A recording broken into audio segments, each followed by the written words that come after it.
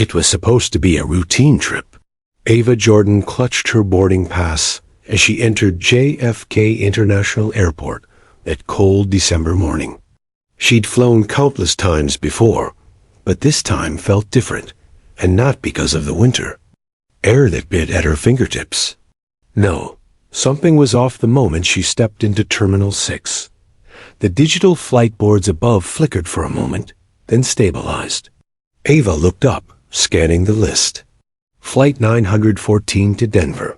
Nowhere. It wasn't. There. She frowned, double-checked her paper ticket, then her phone. The app clearly listed the flight, with Gate 12B assigned. The time matched, and everything looked correct. Still, it wasn't on the airport screen, and there were no announcements about boarding. Her stomach sank a little. She approached the nearest counter. "Excuse me," she said, smiling politely at the young man behind the desk. "I'm looking for Flight 914 to Denver. Gate 12B. It's not on the board." The clerk blinked at her, then typed something rapidly. His face twitched, almost like he recognized something he shouldn't have. "Mom," he said softly, lowering his voice, "that flight isn't scheduled today, but I have a boarding pass. I got it directly from the airline's app." The man didn't respond. He simply looked down, avoiding her eyes, and mumbled, "Sometimes there are flights that don't get listed." Ava leaned in. "What do you mean by that?" Before he could answer, a distorted tone played across the airport's intercom. A low, mechanical hum followed by static and a voice that barely sounded human. "Final boarding call for Flight 914, Gate 12B. Immediate boarding." People glanced up but paid no attention. It was as if they hadn't even heard it. Ava's heart rate quickened. Her eyes flicked to the sign above Gate 12B. The once empty gate had lit up. The doors were now open, and a dim blue light spilled out into the terminal, curiosity mixed with concern. "Did you hear that?" she asked the man again. He gave a faint nod, but didn't meet her eyes. Taking a deep breath, Ava gathered her things and began walking toward Gate 12B. The hallway was unusually quiet. She passed Gate 12A, where a crowd gathered for a typical business flight. Laughter, buzzing conversations, the clack of rolling suitcases, everything was normal there. But as she stepped closer to Gate 12B, all noise seemed to fall away. The air grew still, soundless. There was no TSA agent. No airline staff checking boarding passes. Just an open door and an empty jet bridge wrapped in a dull mist. The usual procedures were gone.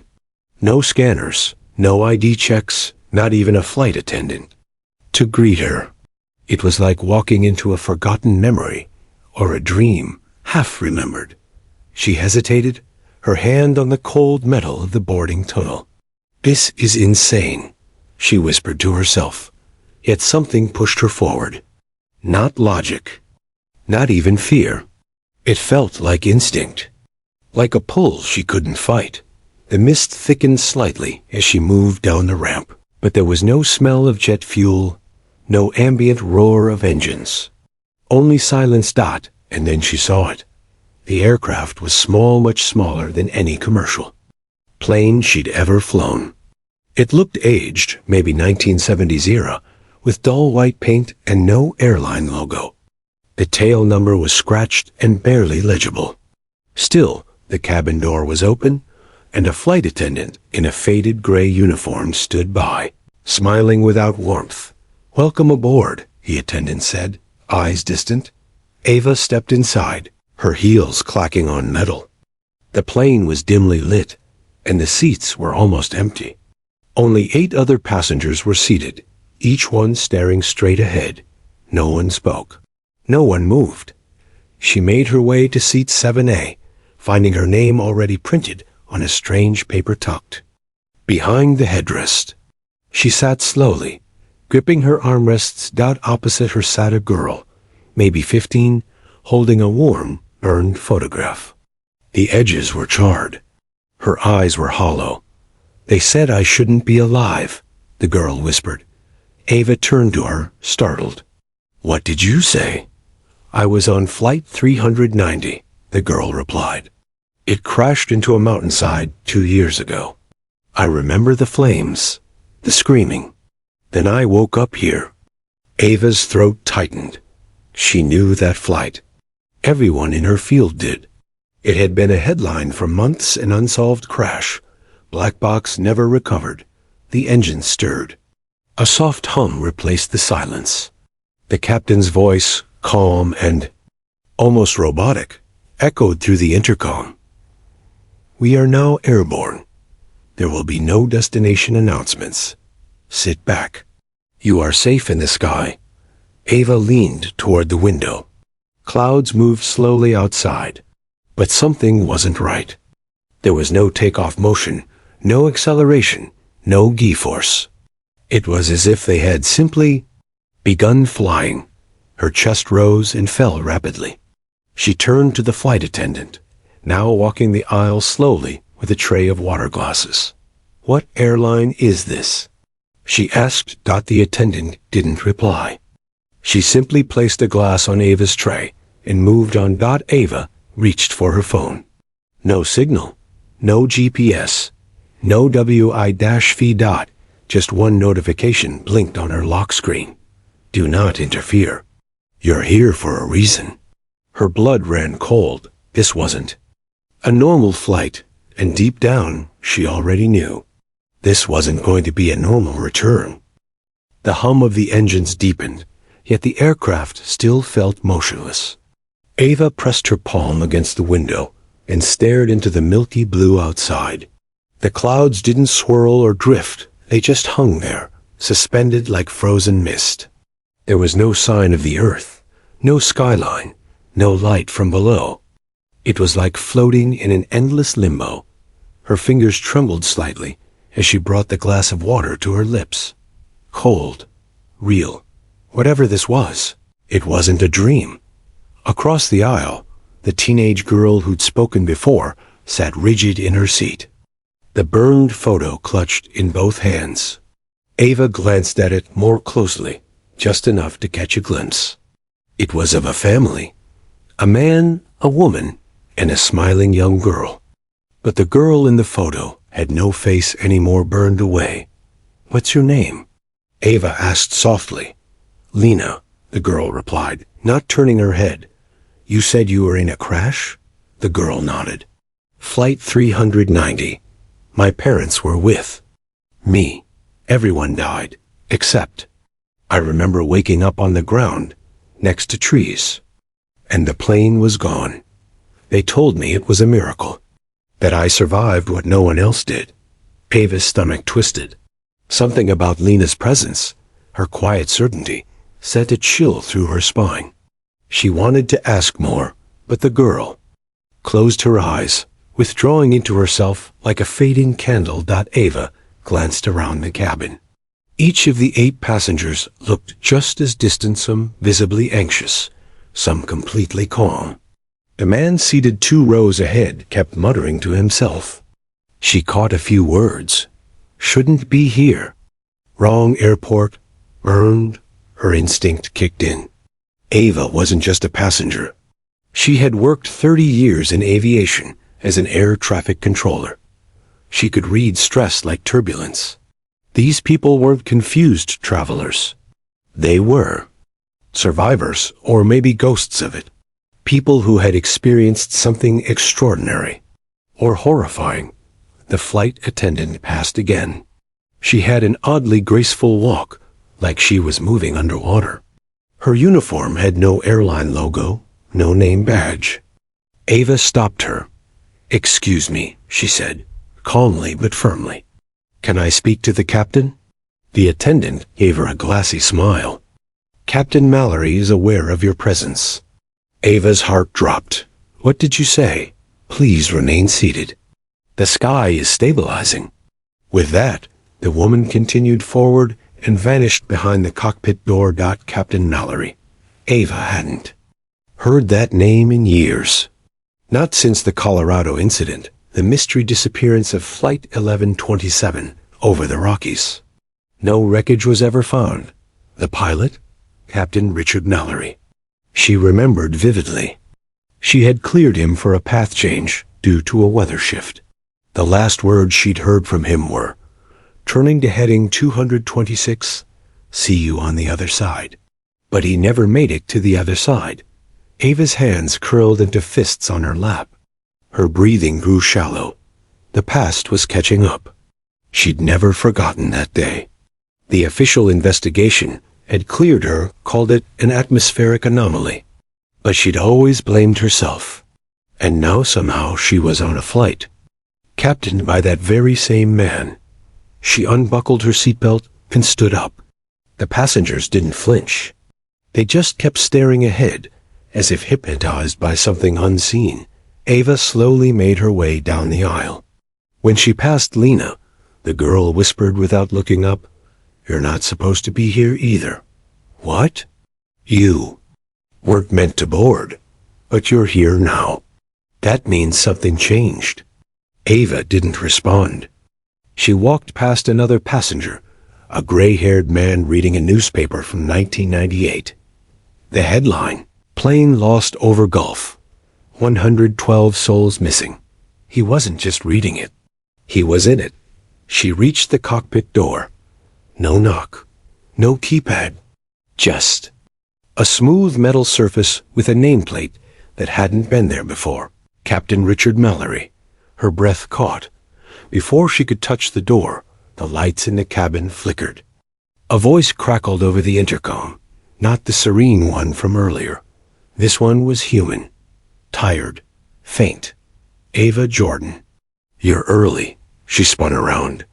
The flight attendant stood behind her again, but her smile was gone now. "Please return to your seat. The captain will see you when the sky is ready." "What does that even mean?" Ava snapped. "It means you're in transition," the attendant replied. "This flight wasn't scheduled for you, yet you showed up. That changes things."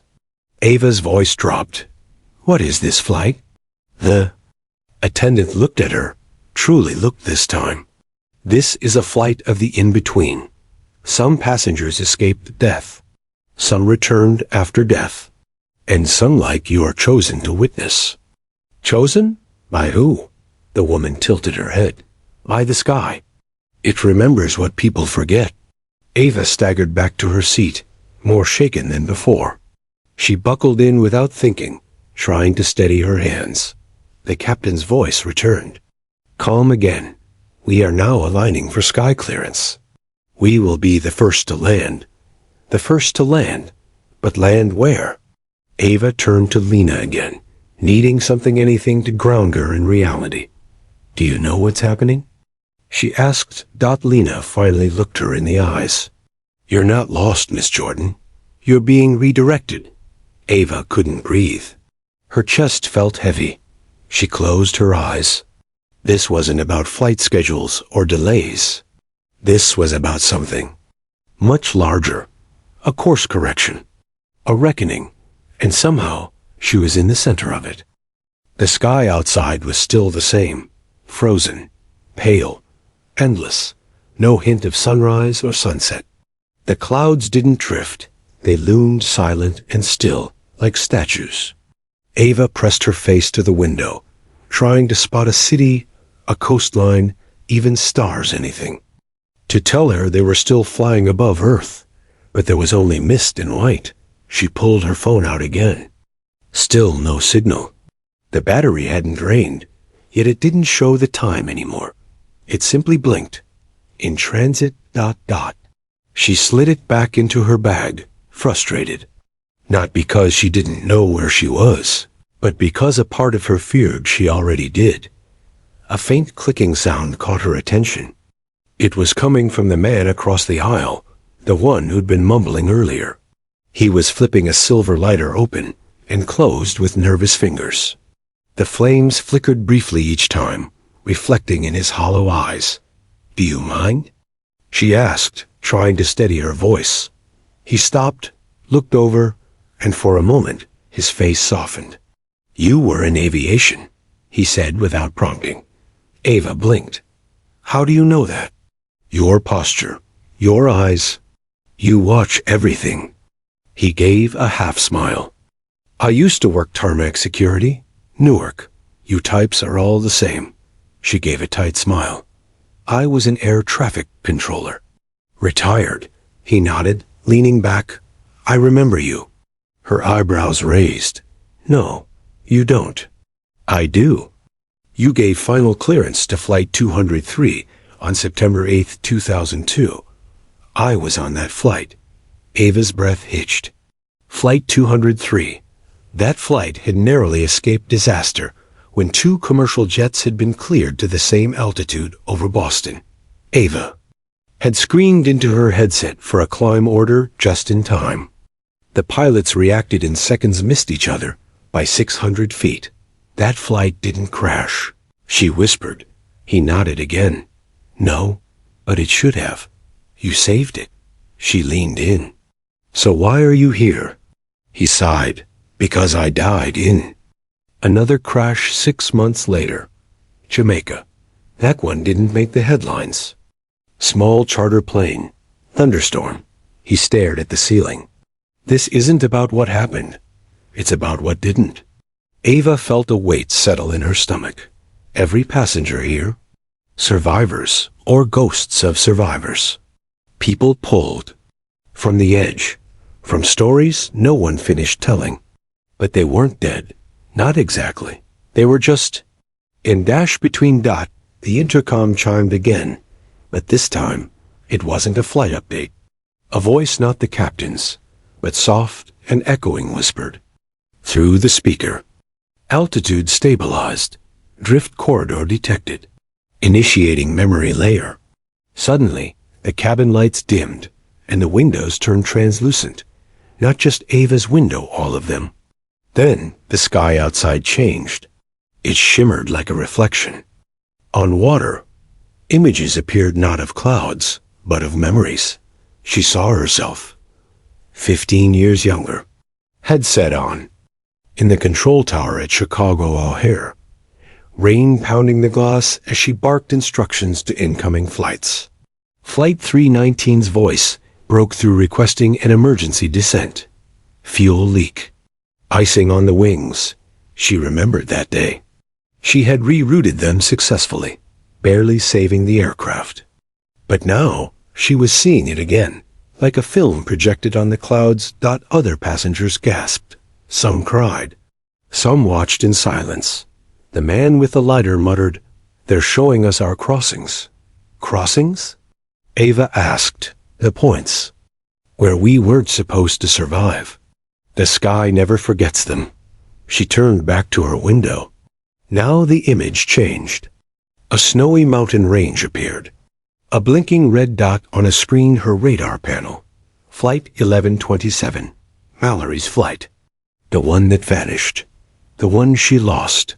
She remembered that night, too. The tension. The storm. The uncertainty. She had delayed his descent by 90 seconds. It was protocol, but she'd always believed that decision cost him everything. Now, here she was, flying on his plane. I shouldn't be here, she whispered. Next to her, Lena stirred. Her eyes opened slowly. You were redirected. Ava looked at her. You said that before. What does it mean? Lena spoke like she was reading from something far away. The sky is a net. It catches things that fall the wrong way. People. Moments. Sometimes it offers a second flight path. Ava swallowed hard. But why me? Lena looked right at her now. Because you never forgave yourself. And some of us can't move forward until the one who held the radio learns to let go. Ava's eyes welled up. Across the cabin, the muttering man vanished. His seat now sat empty. What happened to him? Ava asked. Lena smiled faintly. He got his clearance. Before Ava could respond, the captain's voice returned calm and clear. Prepare for reorientation. Adjusting altitude. We are approaching the final vector, The lights flickered. The plane trembled slightly, not from turbulence, but from something deeper. Something spiritual. The kind of shiver you feel in a church or a cemetery. Ava took a deep breath. Her hands, once trembling, now lay still on her lap. The fear hadn't left, but it had changed shape. Now it looked more like responsibility, and she was ready to face what came next. Ava gripped her armrests as the aircraft trembled again. This time, it wasn't a shake of turbulence. It was like the entire plane sighed. The clouds outside darkened into deep silver, almost metallic, swirling slowly like water, circling out. Drain. There was no sunrise. No land. Just endless mist and whispers in the engine hum. The overhead lights flickered once more.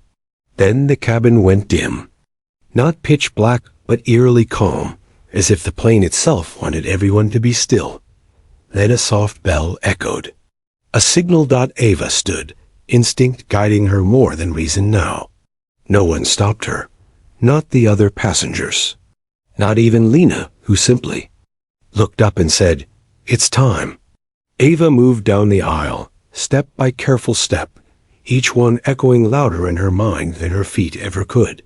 Her palms brushed the cool headrests as she passed the other passengers, silent, expressionless, yet watching her with the weight of unspoken expectation. The cockpit door loomed ahead. Unlike before, it wasn't locked. This time, it opened for her. Inside, the space was barely lit, silver panels glowing faintly, soft blue pulses sliding across the dashboard. But Ava didn't look at the controls. Her eyes locked on the man in the pilot seat. Captain Richard Mallory. He looked exactly as she remembered him, clean-cut, sharp-jawed, with salt and pepper hair and steady eyes. Only now, his face wore an impossible calm, the kind only the dead, or the truly enlightened carried. He turned slightly and smiled. "It's been a long time, Ava." Her knees weakened. She grabbed the back of the co-pilot's chair and stared at him in disbelief. "You're supposed to be gone," she whispered. "They never found you. Your flight disappeared." "And yet, here we are," Mallory replied softly. "The sky never loses anything. It just waits." Ava lowered herself into the co-pilot's seat, her voice barely audible. "I tried to stop it that day. I delayed your descent because of another flight entering your airspace. I thought you followed protocol," he interrupted gently. "That delay may have saved others. We all make decisions in the dark. We don't know the echoes they cause. But your plane, your crew, was meant to leave," he said. "Some things are not errors, they're entries." Ava frowned. "Entries?" Mallory nodded toward the dashboard. It wasn't filled with dials and gauges anymore. It now displayed a moving wall of data codes, dates, flight numbers. She recognized some immediately. A 587, TW 800, 1127, 390. These are all the flights. That vanished, she said. Some were accidents. Some never had answers. These are the ones caught in transitional drift, Mallory explained. Flights that collided with anomalies, time slips, spatial fractures, echoes in the sky. But some were saved before impact. By people like you. Ava stared at the screen as more names flowed past, names of passengers. She saw Lena Pierce and a note beside it. Recovered. Awaiting reintegration. Another. Martin Holly. Redirected. Cleared. What is this place? She asked. What is this flight? This is the reroute, Mallory said. The sky's way of correcting moments never resolved. You were pulled in because your signal stayed open. You never shut down your channel. You never let yourself rest. He turned to her fully. You carried guilt for what happened to us. But you also carried every saved flight like a burden. The sky noticed. Ava felt tears sting her eyes. All those years, the insomnia, the replaying, of decisions. The controller's guilt, the kind that never left, even when the radar was off. "I didn't think I deserved peace," she said. "Not after what I lost. Not after what I let happen." Mallory nodded. "That's why you're here. To learn the truth. To face the ones who waited." Suddenly, a low chime echoed again. The screen before them blinked, then displayed one word: approach. Ava looked out the cockpit window. Through the clouds ahead, a glowing path formed like golden threads weaving through the sky.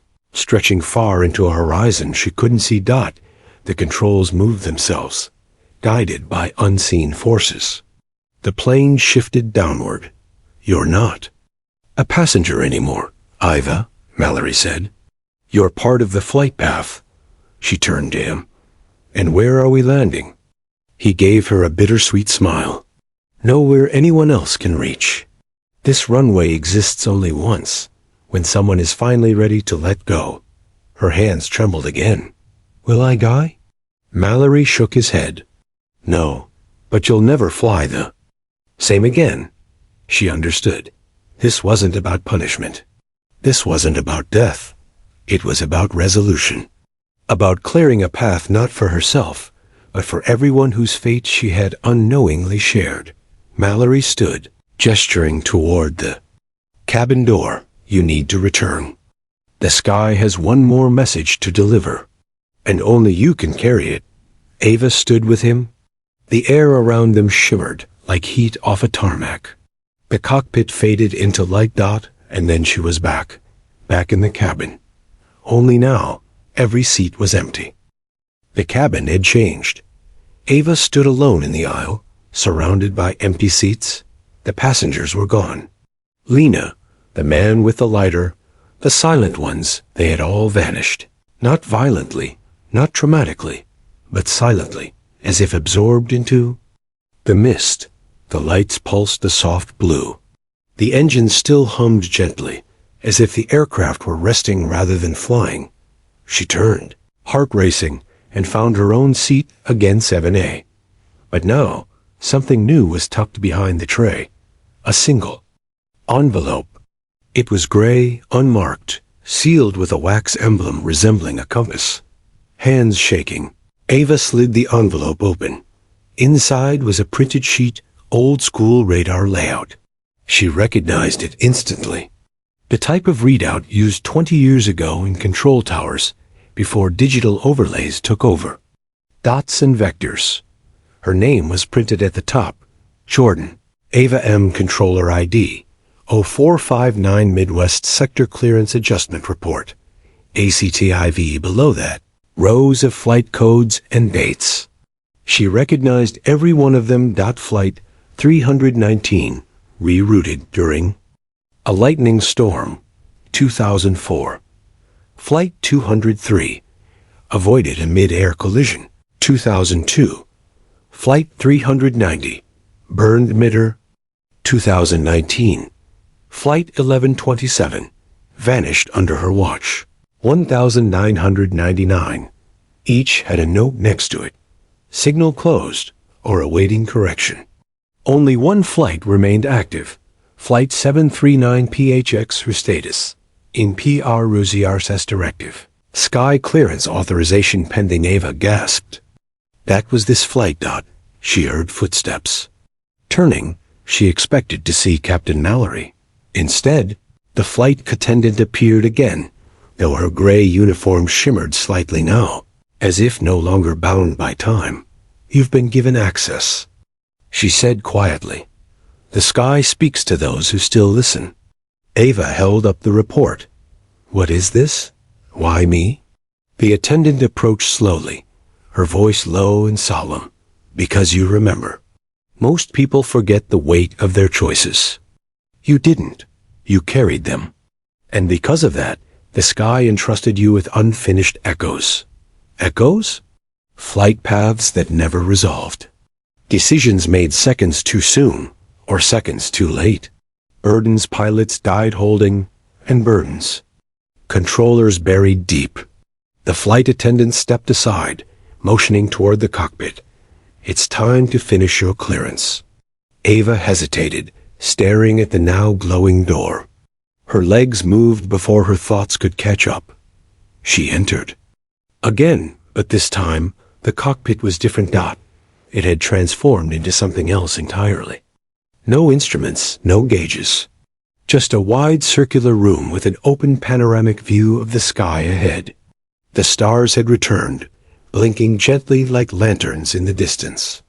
The floor beneath her felt like glass, and beneath it below the plane ribbons of glowing air traffic paths shimmered like constellations.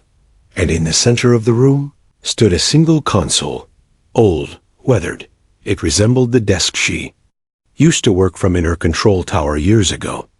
Familiar, comforting, she approached. Slowly. The screen lit up at her presence.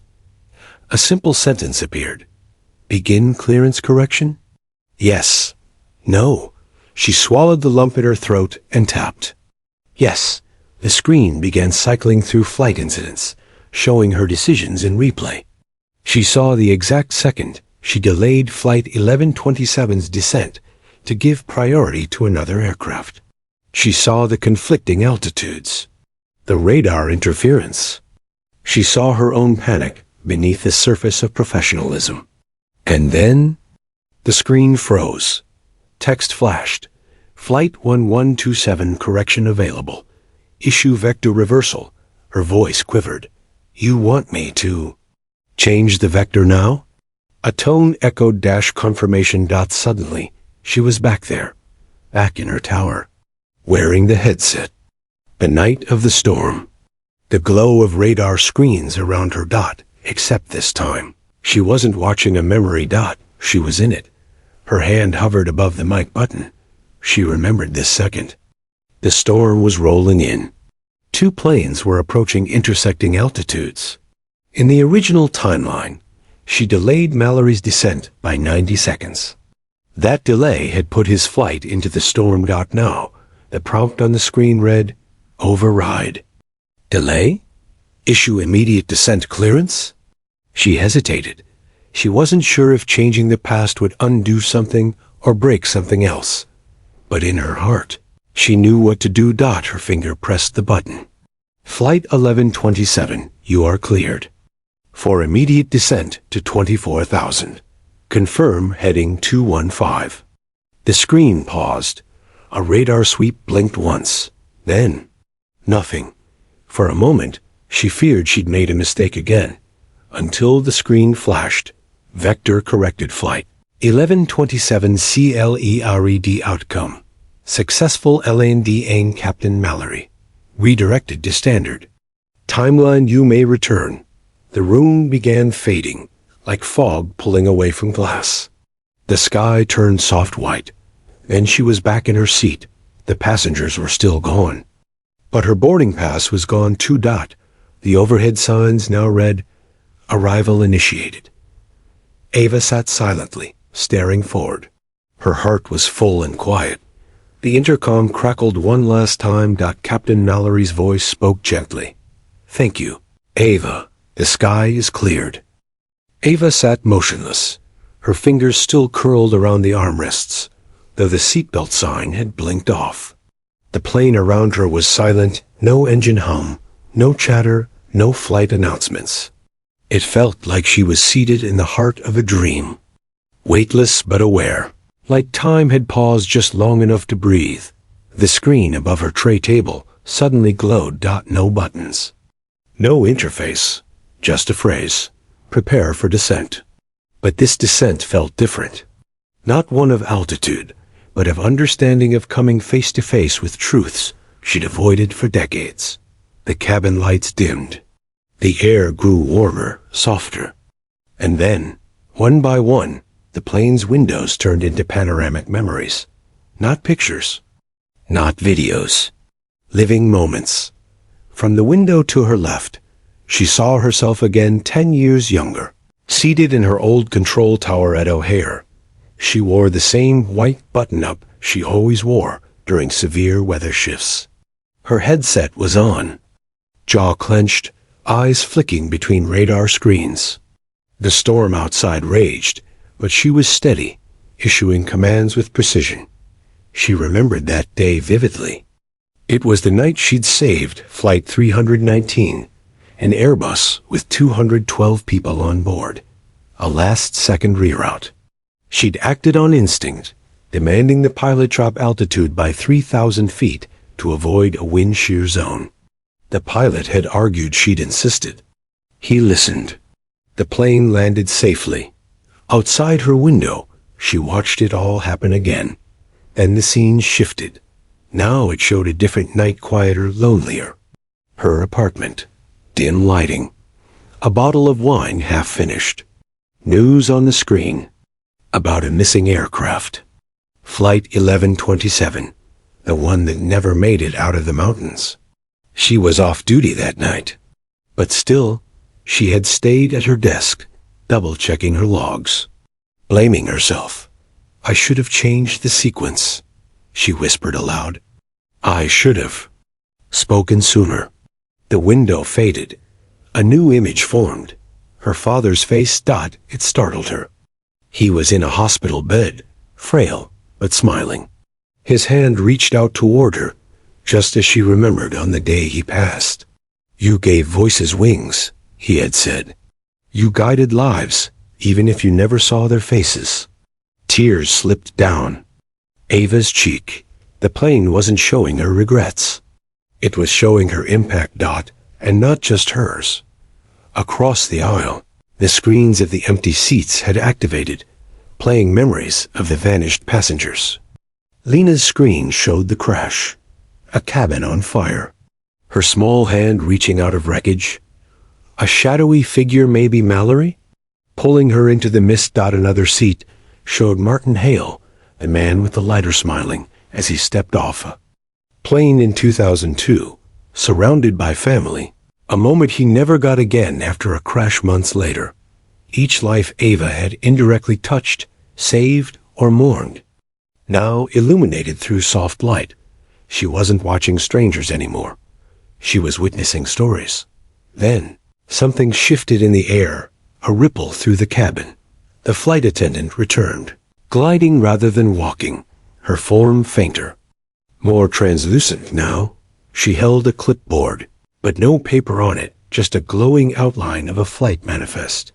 You've seen what the sky wanted you to see, she said softly. Ava turned to her.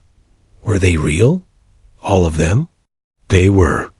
Echoes, the woman replied. Passengers who crossed paths with your choices. Some were saved, some weren't. All were acknowledged. And now, so are you. I still don't understand, Ava whispered. Why me? Why now? Because you never stopped listening, the attendant said. Even after you retired.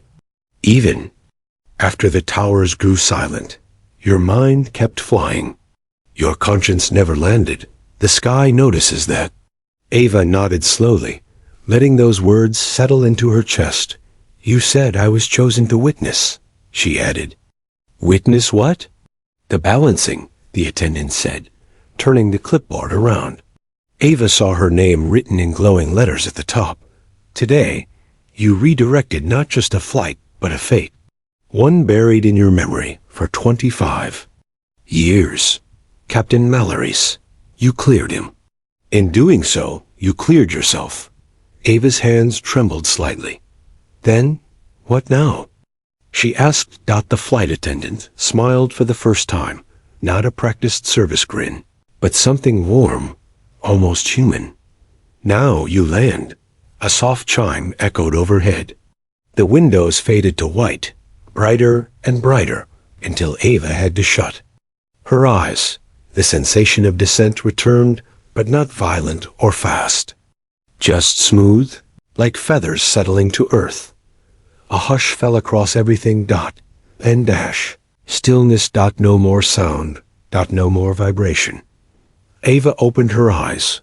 The seat beneath her remained. The cabin stretched out as before, but now it glowed with soft morning light. The overhead bins read Welcome to Gate 1 in gentle script. She looked out the window. The clouds had parted. Below, a golden field stretched toward the horizon, surrounded by mountains and blue sky. A runway of light shimmered under them, but there was no city, no control towers, no terminal dot. It was nowhere she'd ever been. And yet, it felt like exactly where she was supposed to be. Ava slowly unbuckled her seatbelt. The ding of arrival sounded just once soft, melodic, like wind chimes in a cathedral. For a long moment, she simply sat there, breathing in the silence, watching golden light pour through the windows. There was no rush, no cabin crew scrambling, no fellow passengers fumbling with luggage. Just her, and the hush of something sacred. Then, the cabin door clicked open. Beyond it, instead of a jet bridge or metal tunnel, there was a gentle slope of tall grass bathed in warm sunlight. Wildflowers swayed in the breeze, and birdsong echoed. From somewhere in the distance, it looked nothing like any airport Ava had ever known. And yet, the sign above the door simply read, Gate 1, authorized disembark only. The words pulsed once, then faded.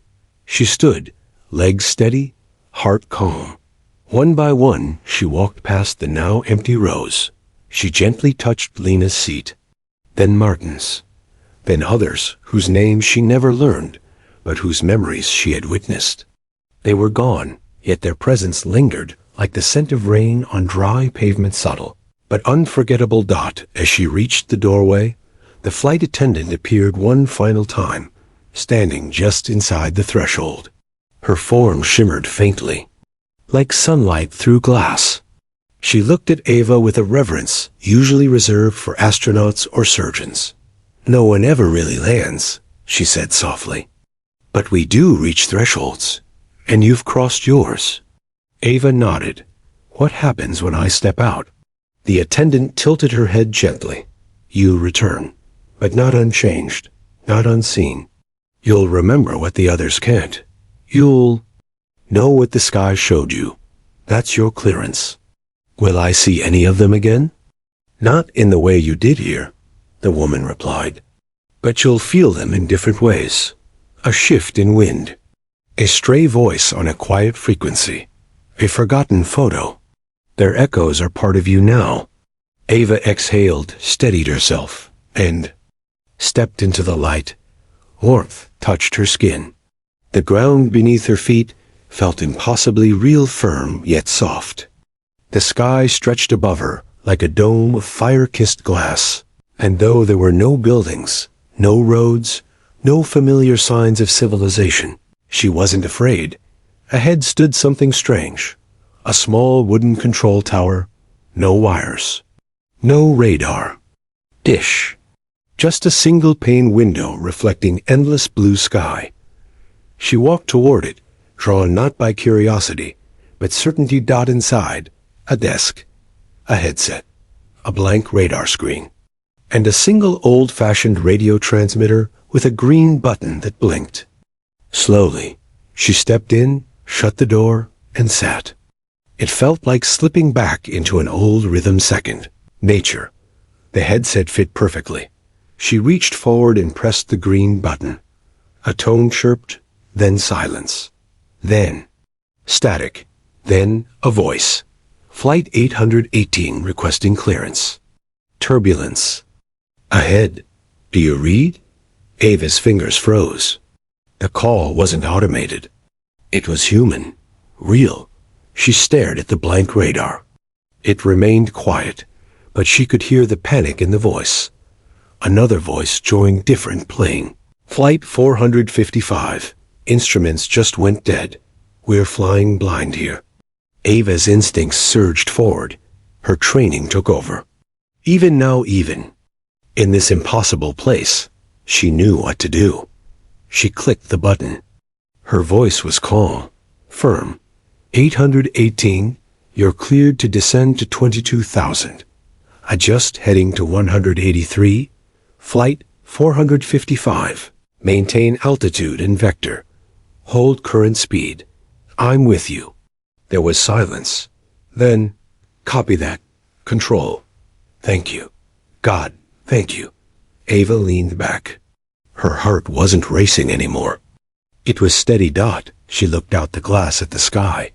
For the first time in decades, she didn't feel like a retired controller haunted by what went wrong. She felt like a guardian connected to something bigger than airspace or towers. The screen in front of her slowly lit up. Not with radar, but with names. Lena Pierce, integrated. Martin Hawley, guided. Richard Mallory, restored. Ava Jordan, ground cleared. A small door at the back of the tower creaked open. Ava turned. Outside, the world began to shift. The golden fields shimmered. The tower faded. And then, everything blinked, back to life. Ava gasped. She was in a terminal, but not the one she left. People bustled around. She sat on a bench near Gate 12B. A woman in a pilot uniform passed her. A janitor swept the tiles. An overhead announcement declared boarding for Flight 739 to Phoenix. She blinked in confusion, then checked her watch. Time had passed. But not much. Maybe an hour? Her phone buzzed. One notification. Gate cleared. Welcome back. Ava stood slowly. Everything felt the same, yet different. Like she was walking through a world she already understood, but with new eyes. She smiled, softly turned, and walked away from Gate 12B. She didn't need to board anymore. She had already flown further than anyone ever had. Ava Jordan stepped out of JFK's Terminal 6, the late afternoon sun warming her face. But this sun felt different, sharper somehow, more defined. The wind didn't rush her the way it used to. It moved past like an old friend, rushing her. Hair without disturbing it. She walked slowly through the arrivals concourse, pulling nothing behind her. No suitcase, no baggage. Not in her hands, not in her soul. For the first time in over 30 years, she carried absolutely nothing. As she passed the security checkpoint, a TSA officer nodded in her direction. Nothing unusual, except he looked at her twice, like he recognized her, but couldn't quite place from where. Ava gave him a kind smile and kept walking. Outside the terminal, cabs honked. Crowds gathered. People shouted into phones. The usual. But to Ava, it all sounded distant, muffled. Not unpleasant, just quiet, as if the noise had been tuned down for her benefit. Or maybe she had changed frequencies altogether. She paused near a concrete column and leaned against it, breathing in the air. Not jet fuel, not exhaust, but something clean, light, almost earthy. Like the fields from wherever she had just come. From that place, that plane, that tower. Was it real? She looked down at her phone again. Still one notification. Gate cleared. Welcome back. She tapped it, but the message disappeared instantly. There were no new emails, no missed calls. Her boarding pass was gone from the airline app. It was like Flight 739 never existed. Yet Ava remembered every detail. Every voice, every screen, every flight path she'd ever touched. A cab rolled up beside her. The driver leaned out. You call a ride? No, she said, then paused. But maybe it called me.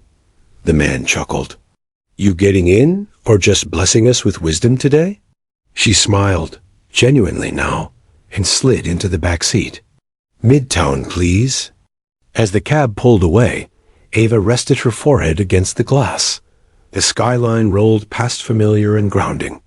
But within her chest, something unfamiliar stirred. Peace. Not a weak, hollow version of it. Not the kind people fake with vacations. Or false smiles. Real peace. Earned, lived, gifted. She remembered Lena's face. That burned photograph. The way her eyes had looked so old inside that young body. And the moment she disappeared, seat empty and soul lifted. She remembered Captain Mallory standing at the edge of memory and time. Steady and sure, ready to land again after decades of silence. She remembered herself young and overworked, old and grieving, caught between blame and duty. And finally, she remembered standing in that tower of skylight, headset on, giving clearance one last time. Flight 1127, cleared. Captain Mallory, restored. Ava Jordan, ground cleared. The cab slowed at a red light. On the sidewalk to her right, two boys played with paper airplanes. One threw his too hard, and it crashed into a fence. The other, gentler, sent his into a wide spiral, and it floated gently to the pavement. Ava smiled. She knew the trick to flight. No, it wasn't. All thrust and power. It was timing, precision, belief. The light turned green. The cab moved forward. Her phone buzzed again. She checked it quickly, expecting another cryptic message. But this time, it was a news notification. Breaking. NTSB reopens investigation into missing flight 1127. Recovered black box found in Rockies. After 25 years, Ava blinked. She tapped the article. No details yet.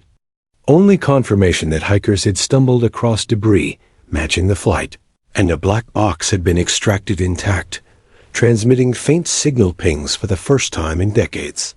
She laughed softly. Not out of humor, out of awe. The sky had spoken. The world was finally listening. When the cab dropped her off in front of her brownstone, Ava lingered on the sidewalk. A bird sounded clearer. The clouds moved more slowly. The ground beneath her no longer felt like something she was merely walking on. It felt like something she was finally part of again. She climbed the stairs, unlocked her door, and entered her home. On the foyer table, where she normally tossed her keys, sat something that hadn't been there before. An envelope. Gray, unmarked, no return address. Hands steady. She opened it. Inside, a single folded page. A diagram of a flight path marked with turbulent zones. A highlighted descent path. And one phrase at the bottom. Sometimes the most important clearance is the one we give ourselves. The sky. Ava pressed the note to her heart, closed her eyes, and finally let go. The end.